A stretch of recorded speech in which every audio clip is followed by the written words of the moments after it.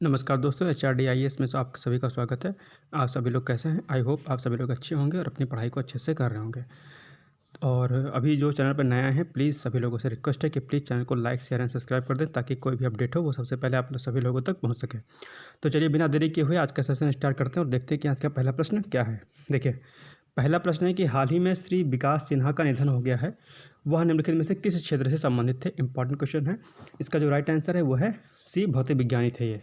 आइए इसकी व्याख्या देखते हैं कि श्री विकास सिन्हा परमाणु भौतिक वैज्ञानिक थे। उन्हें परमाणु भौतिकी और उच्च ऊर्जा भौतिकी इन दोनों क्षेत्रों में विशेष कार्य के लिए इन्हें जाना जाता है। उल्लेखनीय कार्य उन्होंने किया था और काफ़ी बड़े स्तर के ये वैज्ञानिक थे जिन्होंने भौतिक विज्ञान के क्षेत्र में काफ़ी प्रगति की थी और काफ़ी काम किया था। तो चलिए नेक्स्ट क्वेश्चन देखते हैं कि क्या है। हाल ही में संसद द्वारा भारतीय न्याय संहिता 2023 पारित किया गया या किसका स्थान लेगा? आप देखिए, मोस्ट इंपॉर्टेंट क्वेश्चन है और ये बहुत इंपॉर्टेंट और बहुत बड़ा परिवर्तन है ये अपने आप में, तो उसको समझने का प्रयास करते हैं। तो सबसे पहले क्वेश्चन था कि भारतीय न्याय संहिता 2023 पारित किया गया कि किसका स्थान लेगा? तो इसका राइट आंसर है ए, इंडियन पिनल कोड 1860 का स्थान लेगा। देखिए, इसमें 3 जो है परिवर्तन किए गए हैं। 3 जो कोड थे इसको हटाए गए हैं। पहला था इंडियन पिनल कोड 1860, दूसरा है क्रिमिनल प्रोसीजर कोड 1898, तीसरा है इंडियन एविडेंस एक्ट 1872। इन तीनों को हटा करके इनके स्थान पर नए कानून लाए गए हैं, नए कोड लाए गए हैं। कौन कौन से लाए गए हैं आइए समझने का प्रयास करते हैं। पहला है इंडियन पिनल कोड 1860 की जगह पर भारतीय न्याय संहिता 2023 आया है, जबकि क्रिमिनल प्रोसीजर कोड 1898 की जगह पर क्या आया है? भारतीय नागरिक सुरक्षा संहिता 2023 आया है। तो वहीं दूसरी ओर साथ ही इंडियन एविडेंस एक्ट 1872 की जगह पर भारतीय साक्ष्य विधेयक 2023 स्थापित किया गया है। ये दरअसल ब्रिटिश गवर्नमेंट के बनाए हुए रूल्स कोड थे, रेगुलेशंस थे और दरअसल उन्होंने इसका जो प्रयोग अपने हित में ज़्यादा करने के लिए इसको बनाया था। इसमें जो भी रूल रेगुलेशंस थे उसमें सज़ा वगैरह का ऐसा प्रावधान था कि उन पर ये चीज़ बहुत ज़्यादा लागू नहीं होती थी। उन्होंने अपने बचाव के लिए या यूँ कहें कि भारतीयों के अगेंस्ट में ये काम किया था। तो इसको हटाने के लिए काफ़ी दिनों से मांग चल रही थी। 2019 में शायद इस पर कमेटी बनी थी। इसमें कई सारे जो जजेस थे वो शामिल किए गए थे। कई राज्यों के जो क्या कहते हैं मंत्री हैं वो शामिल किए गए थे। कई सारे कानूनवेत्ता वगैरह को शामिल करके इस पर रिपोर्ट आई और उस पर इस बात पे सहमति बनी कि इनको हटा दिया जाए। इसमें खास परिवर्तन ये भी हुआ है कि इसमें आतंकवाद की जो परिभाषा है उसको डिफ़ाइन किया गया है। अभी तक आतंकवाद की कोई परिभाषा नहीं थी, यानी कि टेररिज्म का कोई डिफिनेशन नहीं था। तो इसको डिफ़ाइन कर दिया गया है कि आतंकवाद क्या होता है और इसमें कौन कौन से क्या कहते हैं नियम कानून बनाए जाने चाहिए ताकि इस पर रोक लगाया जा सके। तो ये इंपॉर्टेंट क्वेश्चन है, ध्यान रखिएगा। तीसरा क्वेश्चन है डिजी यात्री सेवा शुरुआत कब हुई है? 1 दिसंबर 2022 इसका राइट आंसर है। आइए व्याख्या देखते हैं इसकी कि डिजी यात्रा की शुरुआत 1 दिसंबर 2022 को हुई है। व्याख्या देखते हैं इसकी।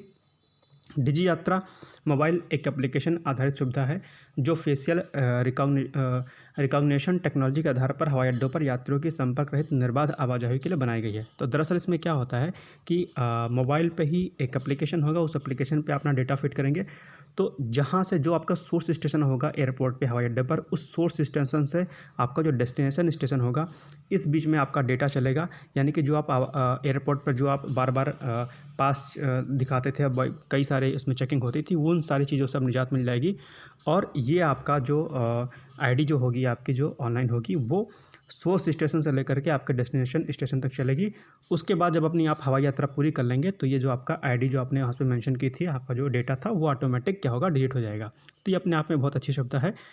तो आइए देखते हैं इसमें। अभी देखिए क्या हुआ कि अगस्त 2023 में 6 और हवाई अड्डों यानी कि मुंबई, अहमदाबाद, कोच्चि, लखनऊ, जयपुर और गुवाहाटी में डिजी यात्रा सुविधा की शुरुआत की गई है। देखिए, ये अभी हाल ही में अगस्त में 6 हवाई अड्डों पर डिजी यात्रा की शुरुआत की गई है, जबकि 1 अगस्त को जब इसकी शुरुआत हुई थी, सॉरी 1 दिसंबर को जब इसकी शुरुआत हुई, 2022 में शुरुआत हुई थी, तो ये शुरुआत दरअसल दिल्ली आपका था, उसमें शामिल था। यानी कि आपका दिल्ली और शायद आपका बनारस था और बनारस के साथ साथ में बेंगलोर था। तो 3 स्थानों पर इसकी शुरुआत हुई थी। अभी अगस्त के महीने तक आपके टोटल कितने हो गए हैं डिजी एयरपोर्ट? आपके 13 डिजी एयरपोर्ट हो गए हैं। इन 6 को शामिल करने के साथ में लखनऊ वाला याद रखिएगा कि लखनऊ में डिजी यात्री एयरपोर्ट आपका हो गया है, ध्यान रखिएगा। चौथा क्वेश्चन है इंदिरा गांधी मुफ्त स्मार्टफोन योजना किस राज्य से संबंधित है? ऑप्शन नंबर ए इसका राइट आंसर है राजस्थान। यानी कि राजस्थान सरकार ने इंदिरा गांधी मुफ्त स्मार्टफोन योजना की शुरुआत की है और इस योजना के अंतर्गत राज्य सरकार महिलाओं को मुफ्त में स्मार्टफोन देगी। चलिए, पाँचवा क्वेश्चन है, सुस्वागतम पोर्टल निम्नलिखित में से किसकी पहल है? इंपॉर्टेंट क्वेश्चन है। उच्चतम न्यायालय की पहल है, माननीय सुप्रीम कोर्ट ने इसको लॉन्च किया है। इसमें क्या होगा कि सुप्रीम कोर्ट सुस्वागतम पोर्टल को सुप्रीम कोर्ट द्वारा शुरू किया गया है।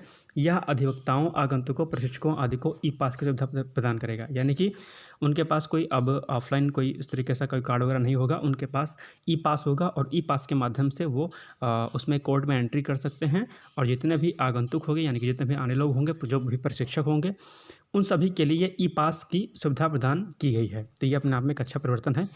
चलिए नेक्स्ट क्वेश्चन देखते हैं। छठा क्वेश्चन है, अंतर्राष्ट्रीय युवा दिवस कब मनाया जाता है? इसका जो राइट आंसर है वो है 12 अगस्त को अंतर्राष्ट्रीय युवा दिवस मनाया जाता है। आइए व्याख्या देखते हैं कि संयुक्त राष्ट्र ने 1999 यानी कि 1999 से हर साल 12 अगस्त को अंतर्राष्ट्रीय युवा दिवस मनाने की घोषणा की थी। इंपॉर्टेंट है, तो पूछ सकता है कि किसने अंतर्राष्ट्रीय युवा दिवस मनाने की घोषणा की थी? तो आपका संयुक्त राष्ट्र ने। इस दिवस का मुख्य उद्देश्य क्या है कि अंतर्राष्ट्रीय स्तर पर सरकार द्वारा युवाओं के सामने आने वाले मुख्य चुनौतियों और उनके समाधान पर विचार किया जाए। तो ये एक बहुत अच्छी चीज़ है कि इस पर युवाओं के ऊपर सभी सरकारों का ध्यान देना चाहिए, चाहे वो अंतर्राष्ट्रीय स्तर पर किसी भी देश की बात हो या फिर भारत के स्तर की बात हो। सरकारों पर युवाओं के जो उनके जो सामने जो समस्याएं आती हैं, किसी प्रकार की हो, सामाजिक हो, आर्थिक हो, राजनीतिक हो या फिर शैक्षणिक, जो भी दुविधाएं उनके अंदर होती हैं, उनके साथ में होती हैं, उन पर विशेष ध्यान दिया जाना चाहिए। तो ये इसीलिए जो है आपका ये अंतर्राष्ट्रीय युवा दिवस मनाया जाता है। अगर भारत की परिप्रेक्ष्य की बात करें तो भारत में क्या होता है कि 12 जनवरी को राष्ट्रीय युवा दिवस भी मनाया जाता है। आप सभी लोगों को पता होगा कि विवेकानंद जी की जयंती के उपलक्ष्य में दिवस मनाया जाता है। चलिए, अब है आज का प्रश्न है कि अंतर्राष्ट्रीय हाथी दिवस कब मनाया जाता है? आइए कमेंट बॉक्स में आपको आंसर देना है। इसके जो आपके पास ऑप्शन हैं वो हैं 12 अगस्त, 11 अगस्त, 12 जुलाई या इनमें से कोई नहीं। तो ये आपको कमेंट बॉक्स में जाकर के उत्तर देना है कि दरअसल इसका जो राइट आंसर है वो क्या है। कल का प्रश्न का जो उत्तर था वो है गाज़ियाबाद, यानी हमने कल आपसे प्रश्न किया था कि सीबीआई अकादमी केंद्र कहाँ स्थित है। इसका जो राइट आंसर है वो है गाज़ियाबाद। गाज़ियाबाद में आपका सीबीआई अकादमी केंद्र अवस्थित है।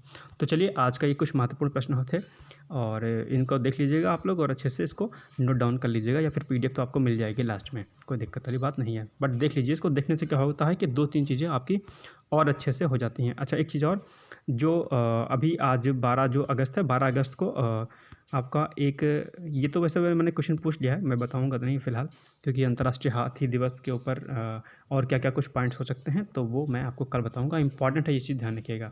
ठीक है, चलिए फिर कल मिलते हैं फिर एक नए सीरीज़ के साथ। तब तक के लिए आप सभी लोग को good luck, bye bye, take care.